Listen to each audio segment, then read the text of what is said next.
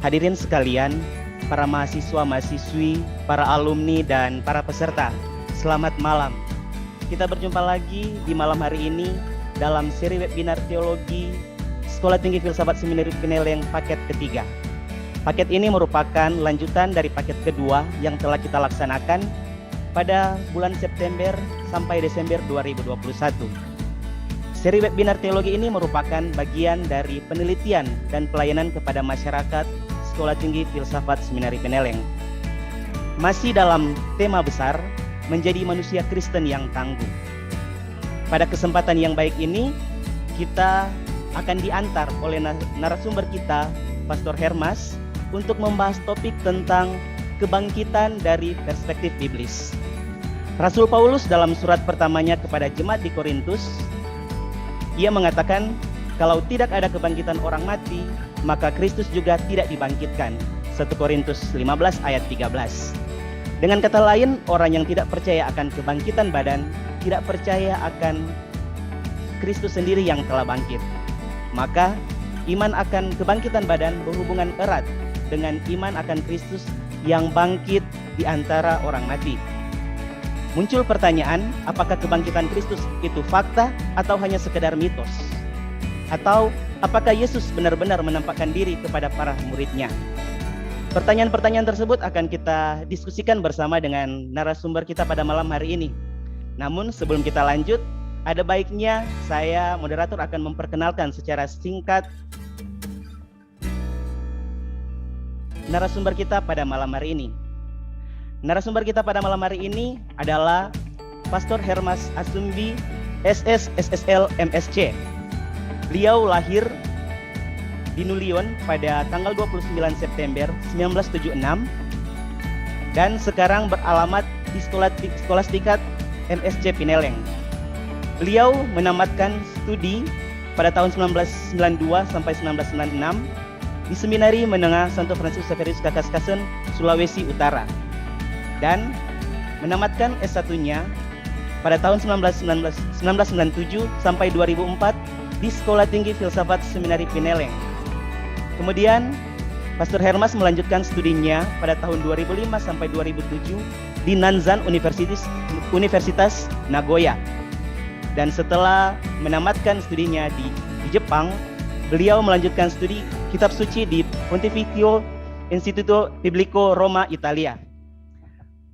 Baik, kita tidak akan berlama-lama lagi, kita lanjut saja pada pembahasan inti kita tentang kebangkitan dari perspektif biblis. Waktu dan tempat disilakan kepada Pastor. Baik, terima kasih moderator Frater Kiki yang sudah memberikan waktu kepada saya. Selamat malam untuk semua. Terima kasih sudah bergabung dan senang berjumpa dengan Anda. Saya tahu bahwa hari-hari ini adalah hari-hari sibuk untuk kita semua, terutama untuk orang Katolik yang sudah memasuki pekan suci dimulai dengan Minggu Palma yang kita rayakan kemarin pada tanggal 10 kemarin. Dan kita memasuki pekan suci dan juga pekan yang sangat penting bagi kita dalam iman kita, bukan hanya secara teologis tapi juga dalam praktek hidup beriman kita. Dan karena itu walaupun kita semuanya sibuk, bagus kita ambil waktu sejenak untuk merefresh atau menyegarkan kembali kita punya pengetahuan tapi juga penghayatan kita tentang inti dari iman kita, yaitu tentang kebangkitan Kristus. Dan malam ini perkenankan saya bicara sedikit.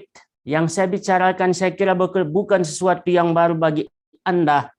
Dan saya akan bicara tidak begitu rumit, bukan satu ekseges atau tafsir rumit dan teliti yang akan kita lihat, tapi bagaimana kita mau menyegarkan kita punya iman kepada Kristus yang bangkit. Dalam arti supaya kita juga bisa pertanggungjawabkan apa yang kita imani, kita mengerti apa yang kita imani, dan itu sangat membantu kita untuk menjadi manusia Kristen, manusia Katolik yang kokoh.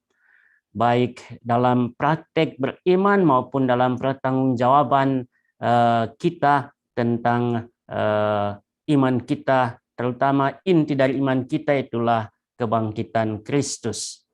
Baik, izinkan saya untuk share screen.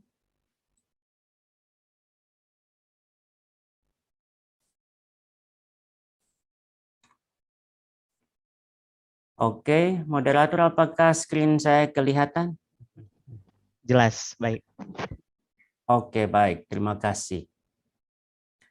Baik, kita punya tema yang mau kita bicarakan pada malam ini adalah tentang kebangkitan atau resurrection. Kita selalu bilang pada masa Paskah, pada hari Paskah, Kristus resurrected. Haleluya. Puji Tuhan bahwa Kristus sudah bangkit. Dan tema kita, saya tidak akan bicara banyak dari perspektif sejarah, tapi lebih banyak dari perspektif kitab suci untuk menyentil apa yang tertulis di sana dan kiranya bisa menguatkan kita, iman kita bersama kepada Kristus yang bangkit. Baik, jadi mengapa kita memilih tema ini untuk pembicaraan kita pada malam ini? Saya kira ini yang bagus pertama-tama kita tegaskan. Karena memang kebangkitan Kristus adalah bagian paling fundamental dari iman kita.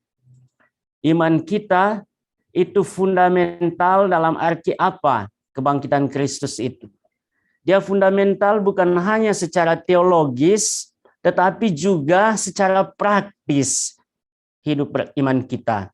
Jadi kebangkitan Kristus itu signifikansi atau makna realnya dalam kehidupan beriman kita itu apa?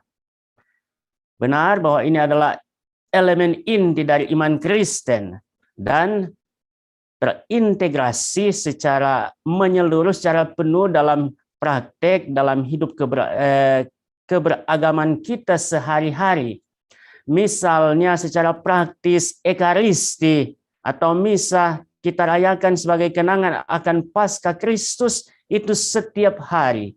Dan kalau kita baca itu konstitusi yang dihasilkan oleh Konsili Vatikan kedua, terutama tentang liturgi, itu Sacrosanctum Concilium, maka di sana ditegaskan satu hal fundamental, bahwa itu misa, Ekaristi adalah sumber dan puncak kehidupan beriman kita.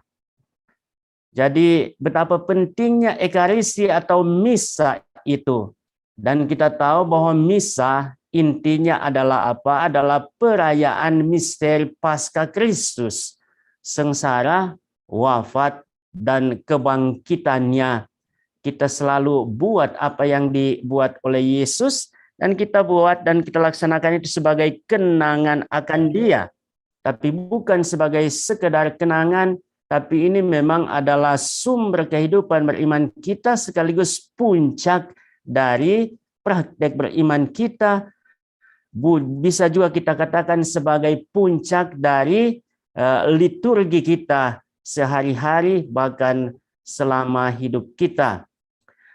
Lalu kemudian sekarang kita dalam masa Prapaskah, lebih tepat kita dalam masa Pekan Suci, dan ini sebenarnya adalah perayaan yang kita sudah siapkan. Jadi lihat betapa pentingnya perayaan Paskah itu sampai gereja itu menetapkan satu masa panjang, itulah 40 hari sebagai masa persiapan. Kita mengenalnya sebagai masa tobat, dan masa tobat itu kita juga bisa katakan sebagai masa rahmat, karena lewat pertobatan kita jadi lebih dekat dengan Tuhan, jadi lebih dekat dengan sesama, dengan gereja, dan karena itu juga kita memperbaiki kehidupan rohani kita, kita mengalami rahmat istimewa. Dan sebentar lagi kita akan merayakan misteri Paskah ini dengan satu ibadat agung panjang selama 3 hari. Jadi kalau kita dengarkan penjelasan yang benar tentang Trihari Suci, maka kita tahu bahwa 3 hari ini sebenarnya adalah satu ibadat, satu kesatuan yang tidak bisa dipisahkan, Kita mulai dari Kamis Putih, lalu kemudian kita mengakhirinya pada perayaan Paskah Kristus. Oke, ini secara praktis dalam kehidupan beriman kita jelas sekali ini signifikansi atau makna dari kebangkitan Kristus bagi kita. Ini gambar ini adalah perayaan Paskah di Vatikan, di lapangan Santo Petrus atau biasa disebut dengan Piazza di Pietro, di Santo Pietro. Oke, baik. Nah, kemudian signifikansi bukan hanya secara praktis saja, bukan hanya menjadi bagian dari kehidupan praktis sehari-hari kita sebagai seorang Kristen, tetapi signifikansi juga yang sangat penting bagi kita adalah signifikansi teologis dari kebangkitan Kristus. Dan saya kira ini penting supaya kita segarkan ingatan kita, supaya penghayatan kita juga bukanlah penghayatan kaleng-kaleng atau penghayatan tanpa tahu maknanya. Pertama, secara teologis kebangkitan Kristus itu bisa kita katakan, kita mengutip apa yang dikatakan oleh Santo Paulus seperti ini. Iman Kristen itu bergantung pada peristiwa kebangkitan Kristus. Jadi iman kita apakah benar atau salah, itu tolok ukurnya adalah Kristus telah bangkit atau tidak. Jadi ini yang dikatakan oleh Paulus, tetapi andai kata Kristus tidak dibangkitkan, maka sia-sialah pemberitaan kami dan sia-sialah juga kepercayaan kamu. Lebih daripada itu kami ternyata berdusta terhadap Allah. Sebab jika benar orang mati tidak dibangkitkan, maka Kristus juga tidak dibangkitkan. Dan jika Kristus tidak dibangkitkan, maka sia-sialah kepercayaan kamu dan kamu masih hidup dalam dosamu. Ini penegasan teologis yang sangat kuat, sangat kokoh, juga mungkin sangat keras dari Santo Paulus tentang kebangkitan Kristus. Kalau Kristus tidak bangkit, maka kita gereja ini yang sudah hidup selama 2000 tahun lebih itu bisa dibubarkan. Tidak ada maknanya, sia-sia. Kita punya iman, kita punya usaha membangun gereja, membangun keluarga, kelompok, paroki, keuskupan, paroki, wilayah rohani, dan seterusnya, itu bisa ditinggalkan, sia-sia, tidak ada maknanya. Ini lihat betapa pentingnya ini kebangkitan Kristus. Syukur kepada Allah bahwa Yesus itu bangkit, itu bukanlah kebohongan, tetapi satu fakta. Dan karena itu kita punya hidup, kita punya iman itu bukanlah sesuatu yang sia-sia. Dan sudah berbuah selama 2000 tahun lebih, dan kiranya kita juga berharap seperti apa yang dinubuatkan oleh Nabi, kerajaannya tidak akan berkesudahan. Baik, jadi memang itu kebangkitan Kristus itu menjadi konfirmasi atau penegasan kebenaran semua pengajaran karya Yesus.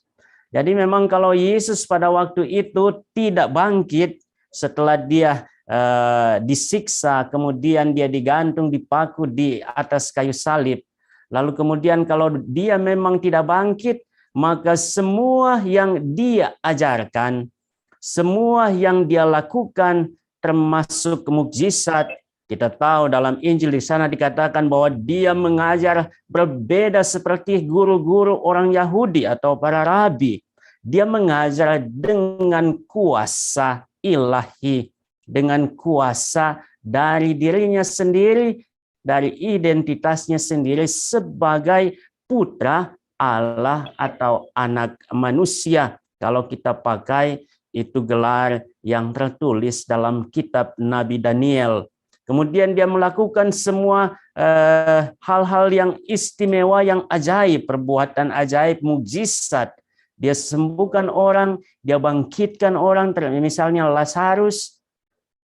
Tapi semuanya itu sebenarnya akan sia-sia. Tidak bisa kita anggap benar kalau dia sendiri tidak bangkit pada hari ketiga. Jadi semua kebenaran termasuk yang sulit dipahami. Misalnya ketika Yesus katakan dosamu sudah diampuni, ini sangat sulit dipahami oleh orang Yahudi pada waktu itu. Bagi mereka ini satu penistaan, karena yang bisa mengampuni itu dosa hanya satu, itulah Adonai atau Tuhan sendiri. Ketika Yesus katakan dosamu diampuni, ini sulit mereka terima dan mengerti. Karena itu memang kalau Yesus setelah dia wafat dan kemudian tidak bangkit, maka saya kira kita bisa anggap bahwa apa yang dia katakan itu tidak benar dan kita bisa buang saja iman kita. Tetapi kebangkitannya membuat apa yang dia katakan dan lakukan sebagai benar. Jadi semua kebenaran, termasuk yang sulit dipahami budi, mendapat justification atau pembenaran oleh kebangkitannya sebagai bukti definitif dari otoritas ilahinya. Ini poin pertama yang sangat penting bagi kita secara teologis. Lalu kemudian yang kedua, secara teologis juga dia punya makna ini. Jadi kebangkitan Kristus adalah penggenapan atau fulfillment nubuat-nubuat baik dalam perjanjian lama yang dikatakan oleh para nabi, tetapi juga yang dikatakan Yesus sendiri sebelum dia ditangkap dan disalibkan. Ketika dia masih berjalan berkeliling di daerah Galilea, di daerah Samaria ya Galilea, lalu kemudian dia turun ke bagian selatan, itulah daerah Yudea dengan ibu kota Yerusalem. Jadi misalnya kalau kita baca kitab suci perjanjian baru, terutama Injil-Injil, maka di sana kita akan temukan banyak sekali kutipan yang menunjukkan bahwa kehadiran Yesus atau karya yang dibuatnya adalah satu penggenapan, fulfillment. Itu ketika saya masih di Roma misalnya, itu terbit satu buku yang ditulis oleh Paus Fransiskus. Bukunya dalam bahasa Italia disebut sebagai Matteo il Vangelo del Compimento.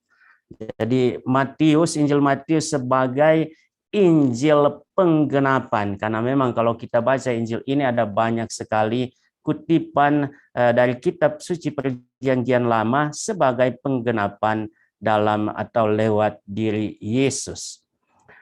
Jadi dalam perjanjian lama misalnya soal penggenapan ini, sengsara, wafat, dan kebangkitan Yesus adalah penggenapan nubuat Yesaya tentang hamba Tuhan yang menderita, wafat, tetapi kemudian dipulihkan oleh Allah atau vindication.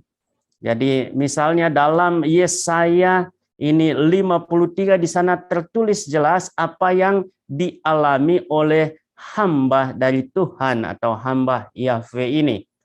Orang Israel ketika mereka melihat ini tulisan 4 huruf ini kita biasa membacanya Yahweh, tapi orang Israel tidak berani untuk membaca Yahweh karena seturut perintah dari Taurat kita tidak bisa menyebut nama Tuhan dengan sia-sia atau tidak dengan hormat. Sehingga mereka ketika melihat nama ini mereka menyebutnya Adonai. Sehingga saya bisa baca hamba Adonai. Jadi hamba Adonai atau hamba Tuhan ini tertulis jelas dalam ini Yesaya 53. Dia itu tidak bersalah. Meskipun demikian ia dihina. Dia penuh sengsara, kesakitan, dianiaya dan ditindas, tertikam dan diremukkan. Dia terputus dari negeri orang hidup dan dikuburkan di antara penjahat.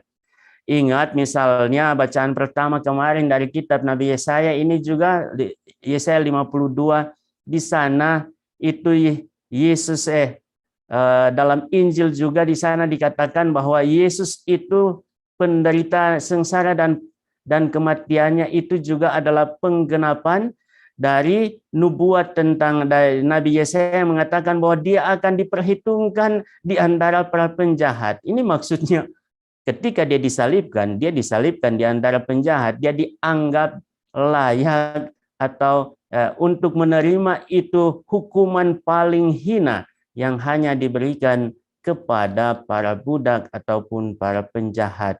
Ini nasib yang memang sedikit tidak baik dari hamba Tuhan ini. Kalau kita tidak mau katakan nasibnya memang sedikit, bahkan banyak sialnya. Tetapi dari perspektif manusia kita bisa katakan seperti itu. Karena apa yang dikatakan oleh Nabi Yesaya misalnya, tetapi setelah kesusahannya, ia akan melihat terang. Dan sebagai orang benar, ia akan membenarkan banyak orang. Nah, ini yang disebut dengan vindikasi atau pemulihan yang dilakukan Allah bagi hambanya yang menderita. Dia menderita bukan karena kesalahannya, tetapi karena atau untuk orang lain. Perhatikan, banyak kali saya katakan bahwa penderitaan yang kita alami, misalnya ketika kita bekerja dan kita melayani, kalau penderitaan itu kita buat untuk orang lain, untuk kebaikan dan keselamatan orang lain, maka itu bisa kita katakan dan bisa kita persembahkan sebagai korban kudus kepada Tuhan. Seperti ini hamba Yahweh atau hamba Tuhan ini dalam Yesaya 53 dikatakan dia menyerahkan nyawanya sebagai korban tebusan bagi banyak orang. Baik, jadi kemudian ada yang kita sebut dalam iman kita katakan atau fakta yang terjadi bahwa Yesus itu bangkit pada hari ketiga. Jadi dia memang disalibkan pada hari Jumat, pada hari persiapan Paskah. Dan Paskah itu jatuh pada hari Sabat waktu itu, pada hari Sabtu, sehingga dia disalibkan pada hari Jumat. Dan nanti dia bangkit pada hari ketiga. Dan tentang hari ketiga ini sebenarnya tertulis dalam Nabi Hosea. Ia akan menghidupkan kita sesudah 2 hari. Pada hari yang ketiga ia akan membangkitkan kita dan kita akan hidup di hadapannya. Memang ini Nabi Hosea dia tidak bicara secara langsung tentang kedatangan, tentang penderitaan, kematian, lalu kemudian kebangkitan Mesias. Tidak. Dia bicara tentang pemulihan umat Israel yang pada waktu itu memang sedang menderita. Lalu kemudian dia katakan ajakan bertobat. Kalau mereka bertobat, kalau orang Israel bertobat, maka mereka akan dipulihkan. Kemudian ini umat perdana termasuk penulis kitab suci memahami ini Yesus ini juga sebagai orang yang mewakili kita menanggung dosa-dosa kita, dan karena itu ketika dia bangkit pada hari ketiga, penulis kitab suci mengingat ini nubuat yang dikatakan oleh Nabi Hosea. Dan karena itu kadang-kadang kenapa Yesus bangkit pada hari ketiga ini di dasarnya dirujuk pada Nabi Hosea ini. Tapi juga kadang-kadang juga dilihat apa yang dialami oleh siapa ini Yunus di dalam perut ikan selama 3 hari, lalu kemudian dia dimuntahkan keluar dari sana. Setelah mengalami itu dunia gelap di sana, pada hari ketiga dia melihat terang. Ini ketika Yesus bangkit pada hari ketiga, ini penulis Perjanjian Baru melihat hal ini. Oke, baik. Ini dari Perjanjian Lama. Nah, apa yang dikatakan Yesus sendiri yang dia nubuatkan ketika masih berkeliling di Samaria dan kemudian di Yudea. Dia, kalau kita baca dalam Injil sinoptik, itulah Matius, Markus, dan Lukas, maka di sana setiap Injil mencatat bahwa Yesus itu memprediksi atau mengatakan kepada murid-muridnya tentang penderitaannya yang akan datang sebanyak 3 kali. Waktu itu memang para murid ini memang tidak bisa mengerti dan tidak bisa paham Kita ingat misalnya dalam Injil Markus, di sana ini Petrus ketika Yesus bertanya kepada mereka tentang siapa dia, Petrus dengan gagah berani dia katakan, "Engkaulah Mesias, Putra Allah yang hidup." Tetapi tidak lama kemudian, ini Yesus katakan bahwa anak manusia akan diserahkan, dia akan menderita, dia akan mati, dan pada hari ketiga akan dibangkitkan. Mendengar ini, Petrus dia datang, dia menarik Yesus dan dia katakan, itu tidak akan terjadi.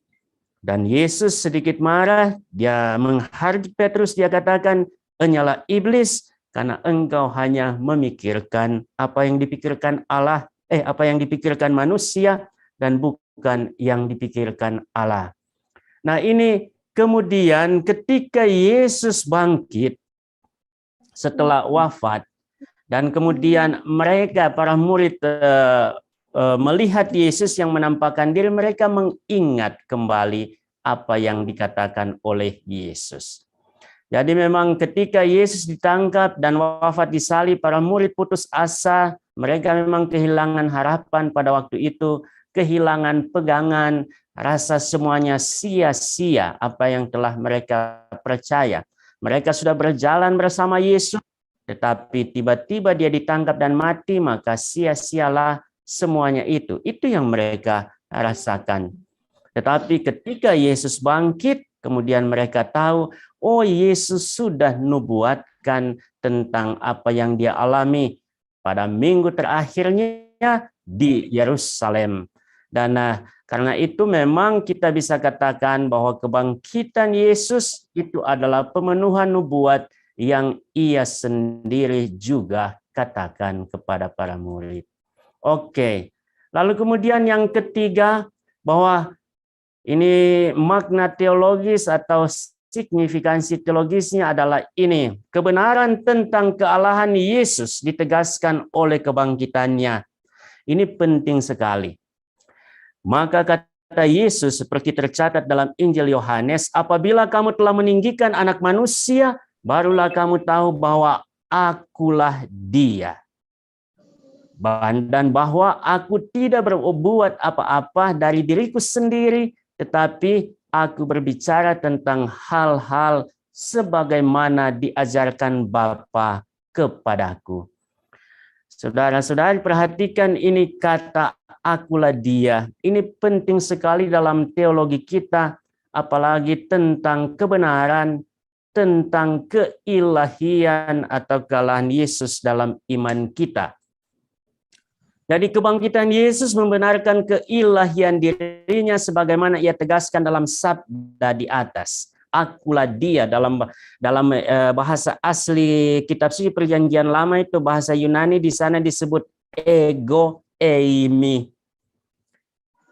Menunjuk ini sebenarnya kata ini menunjuk pada nama yang diberikan oleh Adonai, oleh Yahweh kepada Musa. Jadi kalau kita membaca kitab Keluaran, maka di sana kita akan temukan bahwa siapa ini Musa setelah dia melarikan diri dari Mesir, dia sampai di tanah Midian. Tanah Midian itu ada di kaki Gunung Sinai. Itu tempat suci bagi kita, bagi orang Israel tentu pada waktu itu. Lalu kemudian di sana Musa mendapatkan penglihatan, itu semak yang ada api di semak, tapi semaknya tidak terbakar. Lalu kemudian dia mendapat panggilan dan dia diutus. Ini Tuhan ini, Adonai ini dia katakan, aku telah mendengarkan penderitaan dan teriakan umatku di Mesir. Karena itu pergilah dan bebaskan mereka. Lalu kemudian ini Musa dia katakan, tetapi siapakah engkau Tuhan? Dan Tuhan menjawab Musa begini, aku adalah Allah dari bapakmu atau leluhurmu.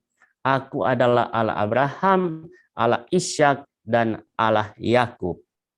Tetapi siapa ini Musa dia mendesak lagi. Ini Tuhan dia katakan, oke, nanti saya akan katakan kepada orang Israel di sana bahwa Allah Abraham, Ishak, dan Yakub itu mengutus aku untuk membebaskan kamu. Tetapi bila mereka tanya, siapa namamu, saya mesti jawab apa?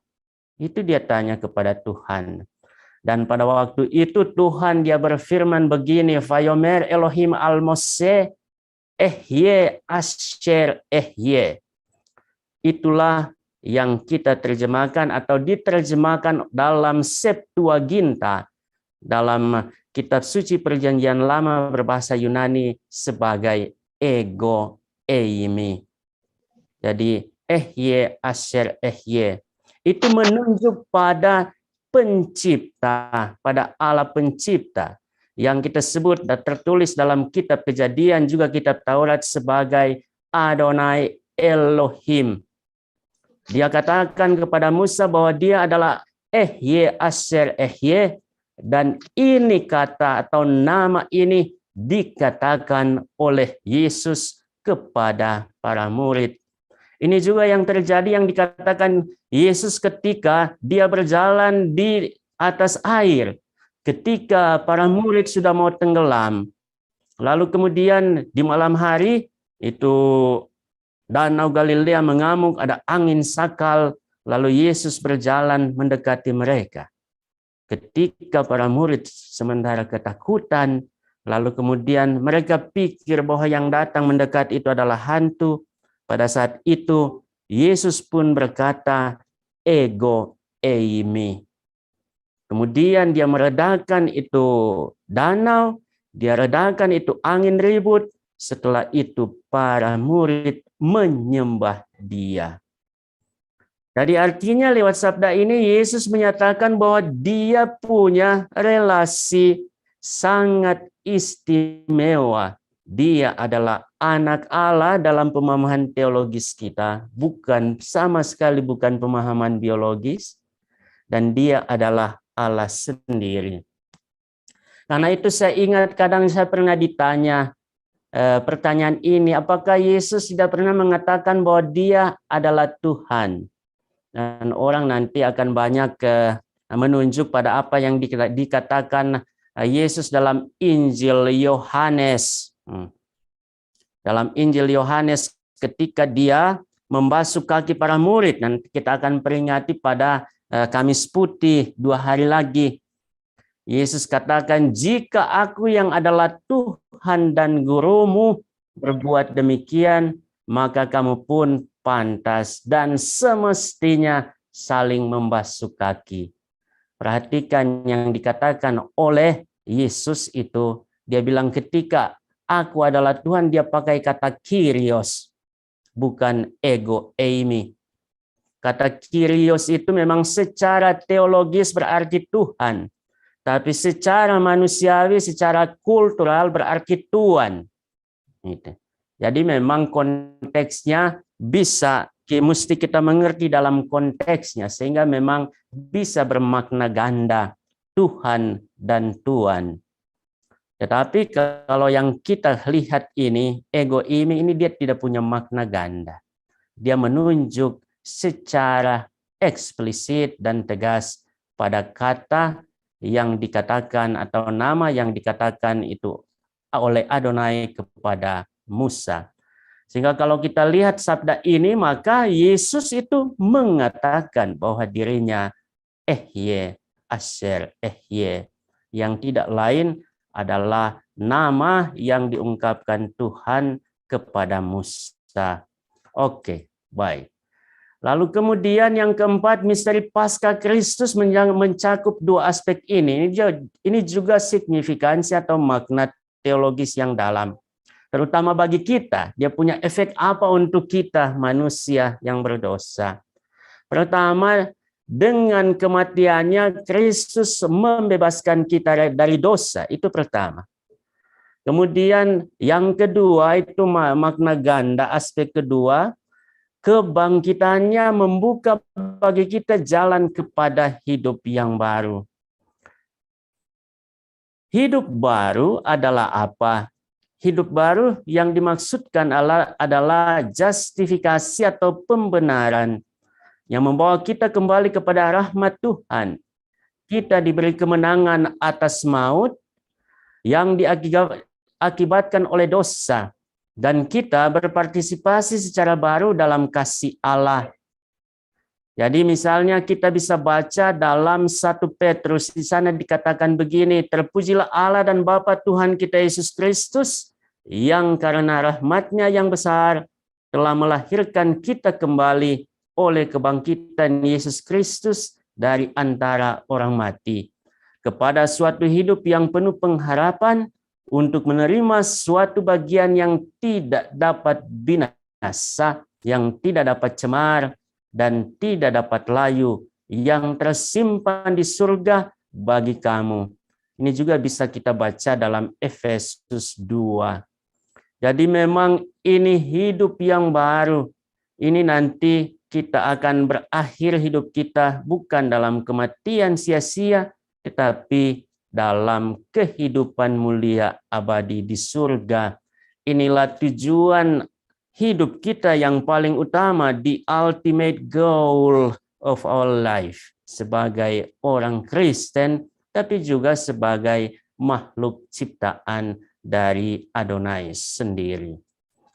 Baik, jadi kebangkitan Kristus menghasilkan pengangkatan kita sebagai anak-anak Allah. Kita menjadi saudara Kristus, sebagaimana Ia menyapa para murid-Nya setelah kebangkitannya. Ingat ketika Dia bangkit, Dia menampakkan diri kepada Maria Magdalena, dan kemudian Dia katakan, pergilah dan beritahukanlah kepada saudara-saudaraku, aku mendahului mereka di Galilea. Dia sapa para murid-Nya sebagai saudara. Kita menjadi saudara tentu bukan secara natural, tetapi karena rahmat Allah. Karena itu kita dapat ambil bagian dalam hidup Kristus yang Ia nyatakan lewat kebangkitannya. Kemudian yang terakhir yang penting soal makna atau signifikansi teologis dari kebangkitan Kristus.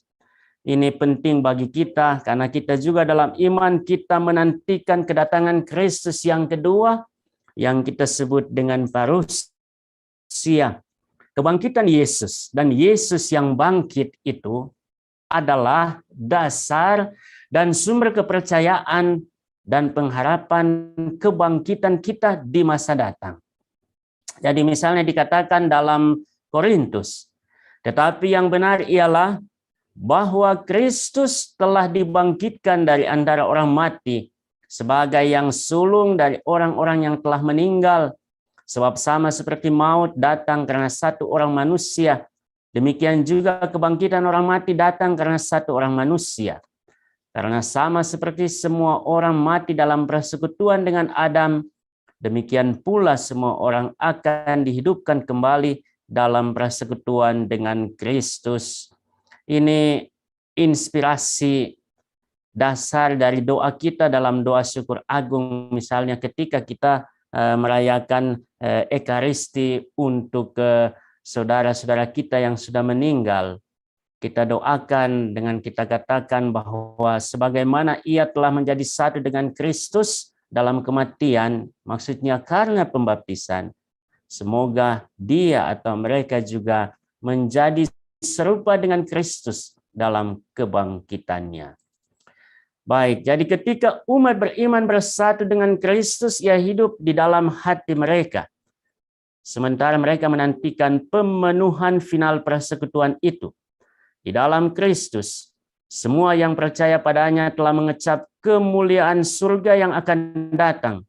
Kristus membawa kehidupan ilahi agar mereka hidup bukan lagi bagi diri mereka sendiri, tetapi bagi Dia yang telah wafat dan bangkit bagi mereka. Ini yang kemudian sangat terkenal dalam teologi Paulus yang menjadi juga teologi kita. Aku hidup, tetapi bukan aku lagi yang hidup, melainkan Kristus yang hidup di dalam aku. Karena aku hidup di dalam iman kepada Dia yang telah menyerahkan nyawanya bagi aku. Atau juga kita bisa baca misalnya apa yang dikatakan juga Paulus, tidak ada seorang pun yang hidup atau mati bagi dirinya sendiri. Jika kita mati bagi Kristus. Jika kita hidup bagi Kristus. Baik, ini soal signifikansi, saya kira bagus saya tegaskan saja hal ini untuk menyegarkan kembali kita punya ingatan soal makna paling utama dari kebangkitan Kristus bagi kita sebagai orang Kristen. Tetapi ini semua makna ini tidak ada faedahnya kalau kebangkitan Yesus itu bukanlah fakta. Jadi kita bisa bertanya apakah ini fakta atau mitos dan apa yang dikatakan kitab suci tentang hal ini. Oke. Baik. Jadi kalau kita bicara tentang kebangkitan badan, maka sebenarnya ada persepsi yang berbeda. Kalau kita ingat misalnya bagi orang Yunani yang sangat kuat ilmu filsafatnya, mulai dari tokoh paling terkenal itulah Plato, lalu kemudian ada Aristoteles, dan Plato yang terkenal dengan filsafat dualismenya, itu tubuh dan jiwa. Yang paling utama itu jiwa, tubuh itu bayangan saja. Dan ini sangat kuat pengaruhnya dalam kehidupan dan juga cara pikir orang Yunani pun ketika Yesus lahir. Pada saat dia hidup di sana. Tubuh adalah penghalang kepada kehidupan yang sebenarnya atau sejati. Nanti siapa mereka yang belajar filsafat pasti tahu ini. Mereka menantikan saat di mana jiwa bebas dari cengkraman tubuh. Bagi mereka, bagi orang Yunani, tentu yang menganut filsafat ini, hidup setelah kematian adalah murni kehidupan jiwa yang immortal, tidak dapat mati. Jadi bagi mereka tidak ada kebangkitan badan. Karena itu kita ingat ketika Paulus pergi sampai di Yunani, dan dia berkhotbah di lapangan di Areopagus. Lalu di sana itu ada yang tertawakan dia ketika dia bicara tentang Yesus yang bangkit. Karena bagi mereka tidak ada kebangkitan badan. Yang immortal itu hanyalah jiwa. Oke. Tapi juga misalnya di kalangan Yahudi juga ada pendapat seperti ini. Misalnya kaum Saduki mereka tidak percaya kepada kebangkitan badan. Tapi ada kelompok yang mainstream, misalnya orang Farisi, itu memang mereka percaya pada kebangkitan badan. Mereka menantikan dan percaya akan adanya kebangkitan badan, tetapi tubuh yang dibangkitkan adalah sama persis dengan tubuh sebelumnya, seperti yang kita punya ini. Jadi misalnya kita ingat apa yang di perdebatan Yesus dan orang Farisi, tentang kebangkitan badan. Mereka datang membawa seorang perempuan dan katakan, ini perempuan, jika seorang bukan membawa, minta maaf. Mereka datang dan katakan perumpamaan ini. Jika seorang perempuan mengawini seorang laki-laki dan laki-laki itu mati tanpa meninggalkan keturunan, maka adiknya harus mengambil perempuan itu sebagai istrinya untuk membawa atau menghasilkan keturunan bagi kakaknya itu. Nah, bila ada 7 orang bersaudara laki-laki dan kemudian mereka yang tua itu kawin dengan perempuan dan mati tanpa meninggalkan keturunan, lalu ketujuh bersaudara itu semuanya mengawini perempuan itu dan kemudian mereka mati tanpa meninggalkan keturunan, nanti di surga, kira-kira siapa yang jadi suami dari perempuan itu? Lalu kemudian Yesus katakan, tidak ada kawin dan dikawinkan nanti di surga. Karena semua orang akan hidup seperti malaikat. Jadi memang berbeda persepsinya. Kemudian kita punya persepsi atau punya gagasan yang berbeda seperti yang diajarkan dan ditunjukkan oleh Yesus. Orang Kristen percaya dan menantikan kebangkitan badan. Tetapi pada waktu itu, tubuh atau badan kita akan dirubah, akan ditransformasi. akan dibuat serupa dengan tubuh mulia Kristus setelah kebangkitannya, yaitu tubuh yang siap untuk kehidupan yang akan datang atau kehidupan di Yerusalem surgawi. Jadi ini jelas sekali. Misalnya ketika Yesus setelah kebangkitannya, dia menampakkan diri kepada para murid. Para murid sedang berkumpul di rumah. Mereka menutup dan mengunci pintu dan jendela karena ketakutan. Tiba-tiba Yesus berdiri di sana dengan tubuhnya yang mulia, tubuhnya yang bangkit. Artinya apa? Dia tidak butuh pintu dibuka untuk masuk atau jendela untuk masuk. Karena tubuh yang mulia itu tidak lagi terikat oleh ruang dan juga tidak terikat atau terbatas oleh waktu. Paulus kemudian dia bicara tentang tubuh jasmani dan tubuh rohani. Tentu ini yang dia maksudkan, tubuh mulia, tubuh yang dibangkitkan, itulah tubuh rohani. Baik, jadi kemudian kita bedakan dengan jelas, banyak ada orang yang bedakan seperti ini. Jadi yang diharapkan oleh orang Farisi itu sama dengan yang dialami oleh Lazarus. Jadi ini disebut resuscitation. Jadi sementara kita percaya pada kebangkitan, resurrection, ini yang dialami oleh Yesus. Dua kata ini punya makna yang mirip, tetapi kebanyakan dipakai untuk bedakan bahwa kebangkitan yang dialami Yesus itu berbeda dengan kebangkitan yang dialami Lazarus ataupun putri Yairus dan pemuda di Nain. Ini ketiga-tiganya dibangkitkan oleh Yesus. Ini Lazarus dia dibangkitkan di Betania. Lazarus punya saudari dua, Maria dan Marta. Mereka dibangkitkan keluar dari kubur si Lazarus, tapi tubuh seperti yang kita punya, sehingga nanti pada akhirnya juga akan mati. Oke, mereka mengalami kebangkitan badan, tetapi bukan kebangkitan dengan tubuh mulia seperti yang dialami oleh Yesus. Sementara yang kita nantikan pada hari kedatangan Yesus yang kedua itulah kebangkitan untuk tubuh yang mulia atau tubuh rohani dalam bahasa Paulus. Oke, baik. Jadi kebangkitan Kristus itu sebuah fakta atau bukan? Ini kitab suci menegaskan dan memberikan bukti bahwa kebangkitan Yesus adalah fakta. Pertama memang karena bahwa Yesus mati itu tertulis dengan sangat jelas. Kisah sengsara Yesus kita bisa temukan dalam Injil Markus, Injil Lukas yang kita dengarkan dalam Minggu Palma kemarin tahun C, juga nanti pada hari Jumat itu kisah sengsara menurut Yohanes.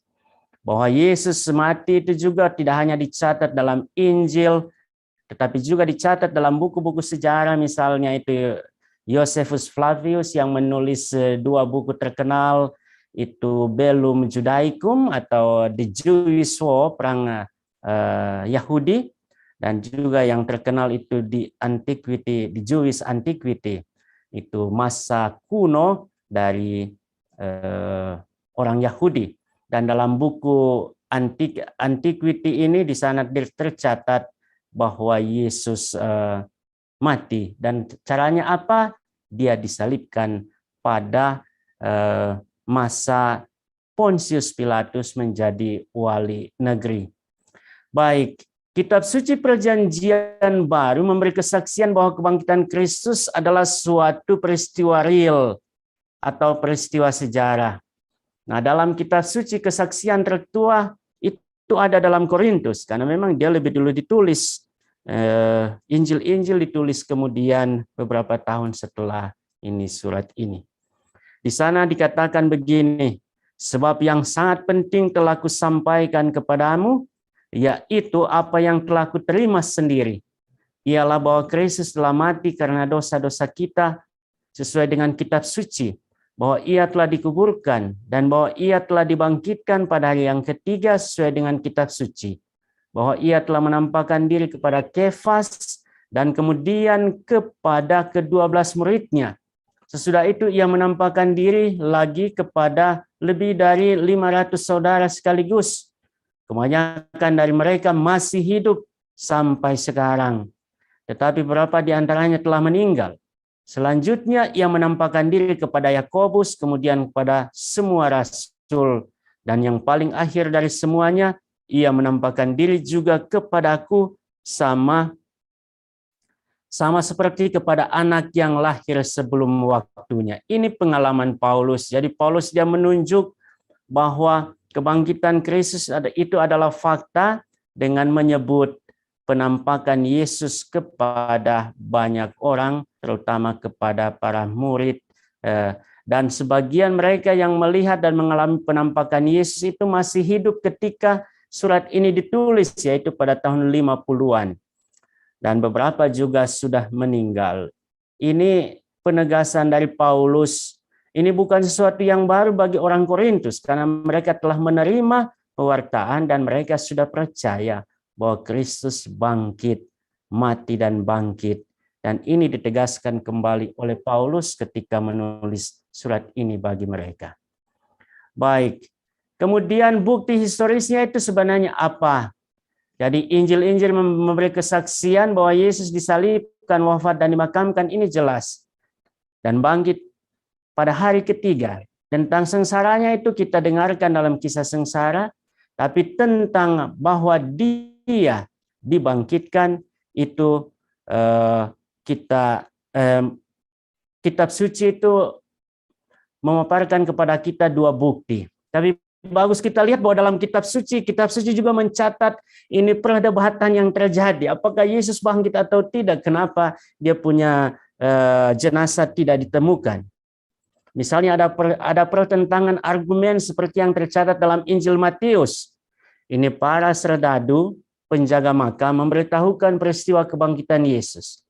Jadi memang pada hari Sabtu pagi setelah Yesus disalibkan dan kemudian diturunkan dan dimakamkan pada Jumat petang itu, pada hari Sabtu pagi ini tua pemimpin orang Yahudi mereka pergi kepada Pilatus dan minta kepada dia supaya menempatkan penjaga di makam itu. Mereka katakan, tolong dijaga itu makam itu, jangan sampai itu para muridnya datang dan curi itu jenazah.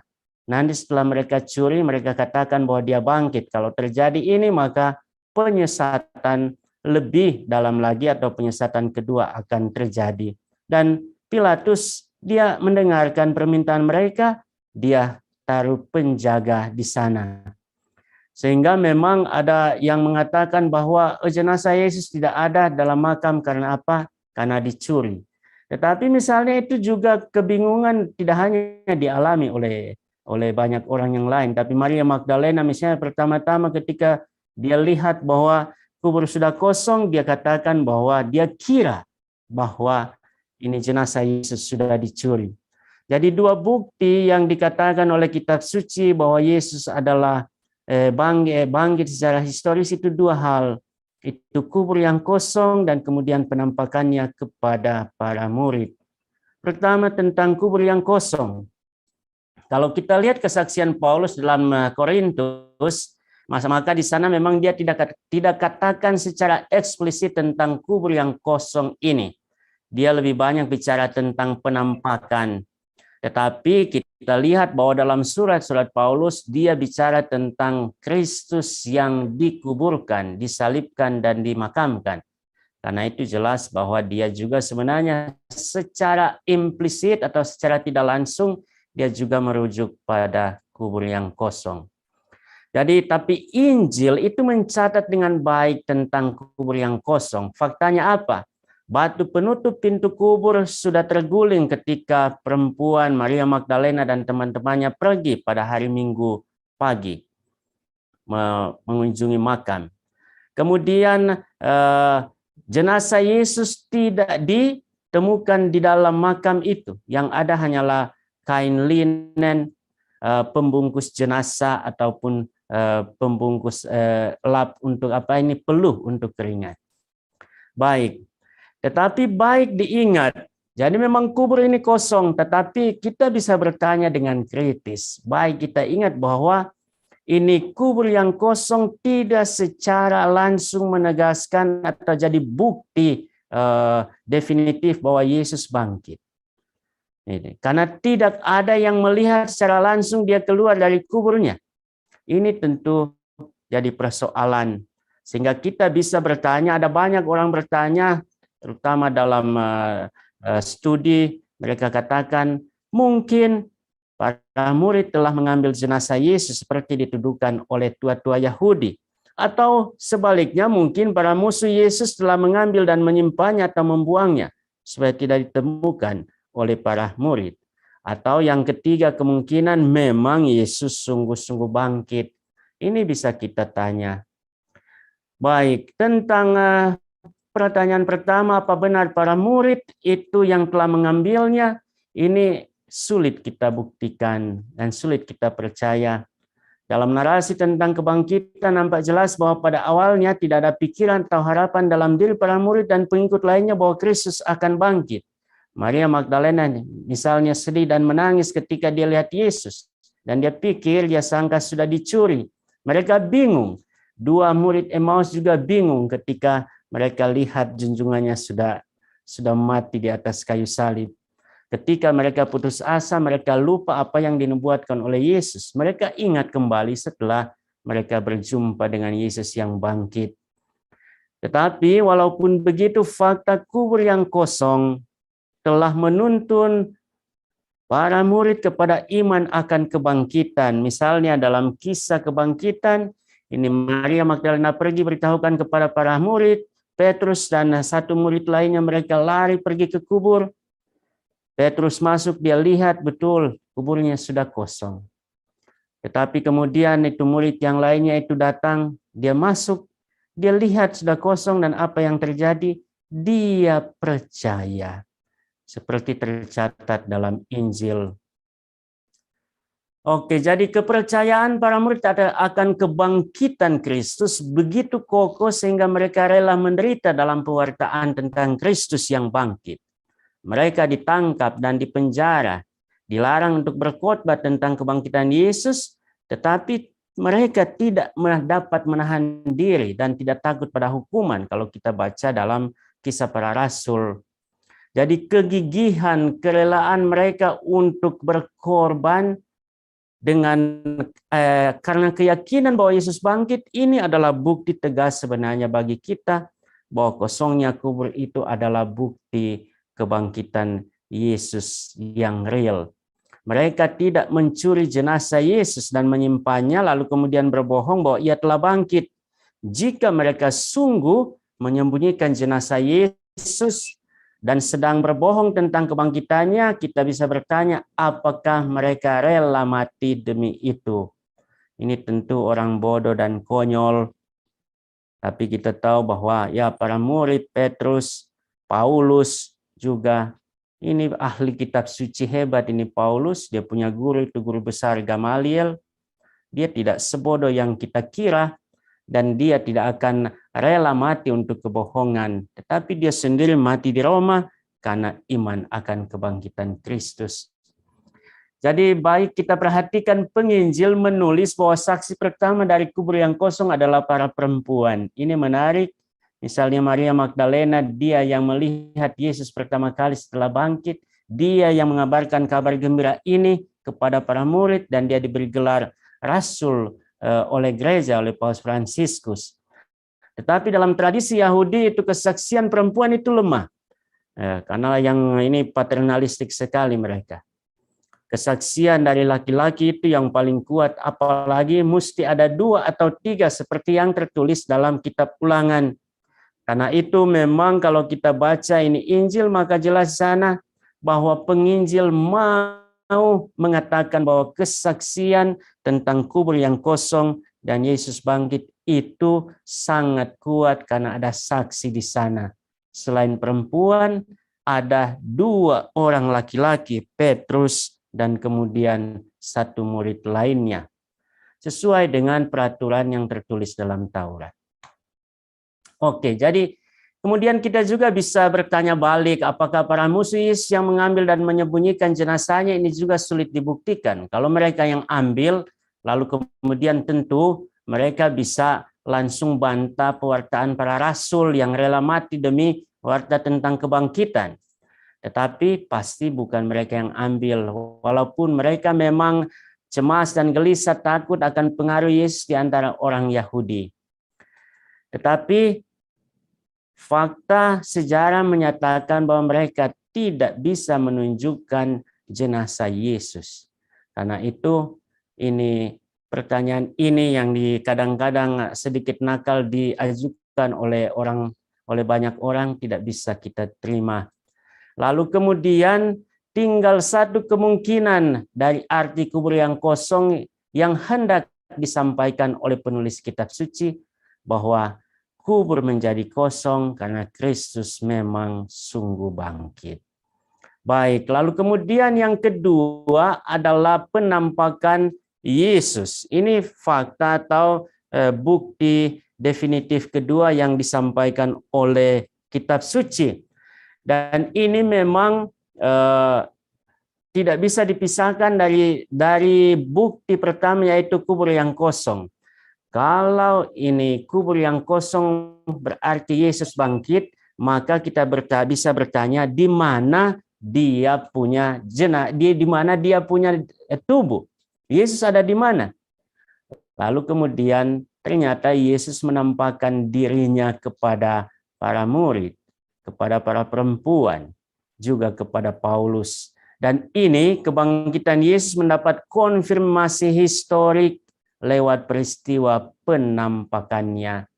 Ia menampakkan diri kepada Maria Magdalena yang sementara menangis karena bingung di dekat makam. Ketika Yesus memanggil namanya, dia mengenali Yesus dan dia menyapa Yesus dengan Rabuni. Perhatikan sapaan Rabuni itu adalah sapaan memang dia dari bahasa Aram. Kalau bahasa Ibrani itu Rabi. Tapi kata atau sapaan Rabuni itu lebih banyak dipakai dalam tradisi Yahudi, itu dipakai untuk Tuhan. Jadi kalau kita bilang, oh Tuhan guruku yang paling hebat, itu dipakai sapaan Rabuni. Sehingga ketika Maria Magdalena mengenal Yesus, dia menyapanya dengan Rabuni. Ini ungkapan iman bahwa Yesus adalah seorang ilahi. Kemudian dia juga menampakkan diri kepada para murid. Kita bisa baca dalam Injil Yohanes, Lukas, dan Matius. Dan mereka katakan, nanti kita baca, mereka katakan kepada siapa? Kepada Thomas, kami telah melihat Tuhan. Ia telah menampakkan diri kepada Simon. Lalu kemudian juga ada penampakan yang lain, ini menarik sekali. Ini penampakan kepada dua murid di Emmaus yang berjalan dari Yerusalem ke Emmaus. Yerusalem dan Emmaus memang tidak terlalu jauh jaraknya, bisa jalan kaki. Mereka putus asa dan kemudian mereka pulang ke Emmaus dalam keputusasaan. Perhatikan ini yang menggambar dua murid ini, memang dia sengaja mungkin ini wajah dari murid ini kelihatan sangat tua, dua-duanya memperlihatkan kegundahan, kebingungan, kegelisahan, juga ketakutan dan keputusasaan. Mereka berjalan dan Yesus datang. Ketika Yesus memecah-mecahkan roti, kemudian mata mereka terbuka. Mereka mengenal bahwa dia adalah Yesus. Yesus yang telah merayakan perjamuan malam terakhir bersama mereka, kini walaupun dia sudah disalibkan dan mati, sekarang ada bersama-sama dengan mereka dan dia memecah-mecahkan roti. Pada waktu itu kemudian ketika mereka mengenalnya, dia menghilang. Dan para murid ini, dua murid ini, mereka berlari kembali ke Yerusalem dan wartakan dengan sukacita hal ini, bahwa Yesus menampakkan diri kepada murid yang lain. Dan juga kita ingat ini si Thomas. Ini Thomas ini dia katakan begini, jadi ketika 11 murid yang lain datang kepadanya dan katakan, bahwa mereka telah melihat Tuhan, dan Thomas katakan, aku sekali-kali tidak percaya jika aku belum melihatnya secara langsung dan mencucukkan jariku pada luka bekas paku pada tangan dan juga pada lambungnya. Yesus kemudian datang dan minta ini Thomas lakukan keinginannya untuk membuktikan bahwa dia sungguh ada dan hidup. Lalu kemudian ini Thomas, dia hanya bisa bilang satu kalimat luar biasa. Dia katakan, ya Tuhanku dan Allahku. Baik, kemudian dalam penampakan yang lain juga Yesus dia menunjukkan bahwa dia adalah dia memiliki tubuh yang dibangkitkan, dan dia minta makanan, dan dia makan di depan para muridnya untuk katakan dan tunjukkan bahwa dia bukanlah hantu. Misalnya ketika dia menampakkan diri di Galilea di tepi danau Galilea itu. Kemudian juga dia menampakkan diri kepada para murid dan dia bicara khusus kepada Petrus, apakah engkau mencintai aku? Dia tanya 3 kali dan dia minta supaya Petrus menggembalakan domba-dombanya. Dan kemudian Paulus misalnya yang kita baca dalam Kisah Rasul juga pada surat Korintus, di sana dia cerita bahwa dia mengalami perjumpaan dengan Yesus dalam perjalanannya ke Damaskus untuk mencari dan menangkap para pengikut Yesus yang waktu itu belum disebut Kristen, tapi disebut sebagai the people of the way. Baik, ini saya kira dua hal penting tentang kebangkitan Kristus yang tercatat dalam kitab suci, dan semua Anda sudah tahu. Bagus kita kembali mengingat apa yang dialami oleh siapa? Oleh Thomas dan juga 2 murid di Emmaus. Ini Thomas ini dia tidak percaya, tapi ketika dia berjumpa dengan Yesus, dia jadi percaya. Kita kadang-kadang memang jadi seperti Thomas, kita butuh bukti, itu tidak salah. Tapi bagus juga kita ingat apa yang dikatakan Yesus. Berbahagialah mereka yang tidak melihat namun percaya. Ada hal yang kadang-kadang sulit kita lihat dengan mata kita, tapi bisa kita rasakan dan alami dalam iman, dan itu adalah bisa menjadi bagian dari kepercayaan kita. 2 murid di Emmaus ini, Lukas ini dia menulis tentang penampakan ini, tapi redaksinya bagus sekali. Dia katakan ada 2 murid, dan di sana dalam kisah ini hanya diceritakan, hanya disebutkan nama dari 1 orang, itulah Kleopas. Jadi kalau kita lihat dan kita baca kisah ini dari kacamata kita sebagai murid Kristus, maka kita bisa tempatkan juga diri kita menjadi satu dari murid ini yang tidak punya nama itu.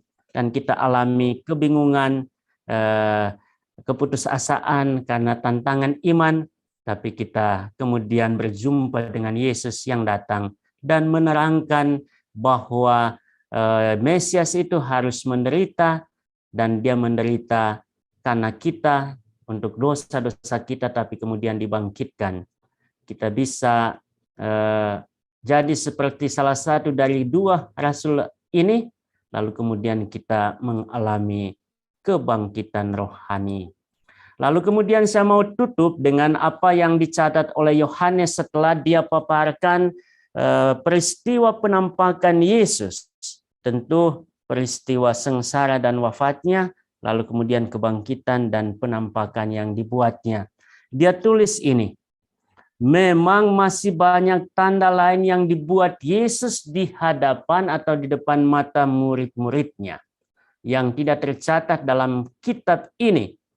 Tetapi semua yang tercantum di sini telah dicatat supaya kamu percaya bahwa Yesuslah Mesias Anak Allah, dan supaya kamu oleh imanmu memperoleh hidup dalam namanya. Terima kasih Pastor. Di sini juga telah hadir Ketua Program Studi Teologi, Pastor Antonius Tukiran. Mungkin dari Ketua Prodi akan memberikan beberapa statement untuk sesi kita pada malam hari ini. Waktu dan tempat disilakan. Baik, dari saya mengucapkan terima kasih kepada Pastor Hermas yang sudah memberikan penjelasan yang sangat baik tentang kebangkitan Yesus dari perspektif kitab suci. Ini bukan hanya baik materinya, tetapi momennya juga tepat karena kita sekarang ini berada dalam pekan suci. Jadi oleh karena itu saya hanya bisa mengucapkan banyak terima kasih pada Pastor Hermas dan semoga para peserta webinar ini bisa mengambil manfaat yang semaksimal mungkin dari materi yang sudah disampaikan oleh Pastor Hermas ini. Terima kasih. Baik, saya mengakhiri sesi kita pada malam hari ini. Saya Michael Mefrikewo menyampaikan banyak terima kasih kepada Pastor Hermas yang telah menjadi narasumber kita pada malam hari ini. Dan kami juga menyampaikan banyak-banyak terima kasih kepada para peserta, para mahasiswa, para pastor, dan Bapak Ibu yang telah mengambil bagian dalam seri webinar pada malam hari ini. Selamat malam, terima kasih.